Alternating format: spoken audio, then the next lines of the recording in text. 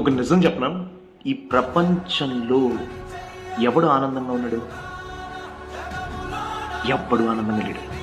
ప్రతి ఒక్కడికి ఏదో ఒక బాధ ఉంది. ఇప్పుడు బాగా డబ్బులు సంపాదించి ఒక పొజిషన్కి వెళ్ళినోడు ఉంటాడు. ఆడికేంటి, అమ్మో నా పొజిషన్ని కాపాడుకోవాలి, ఇక్కడి నుంచి కింద పడిపోకూడదు అని చెప్పి ఆడికి భయం ఉంటుంది.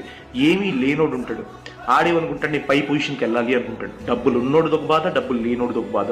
ఆరోగ్యం ఉన్నోడిది ఒక బాధ, ఆరోగ్యం లేనోడిది ఒక బాధ. నీకు ఒక విషయం చెప్పనా, ఈ భూమి మీదకి నువ్వు వచ్చిందే కష్టపడటానికి. అర్థమైందా? ఎందుకంటే నీ కర్మలు బ్యాలెన్స్ ఉన్నాయి కాబట్టి, అవి మంచి అవ్వచ్చు లేకపోతే చెడు అవ్వచ్చు.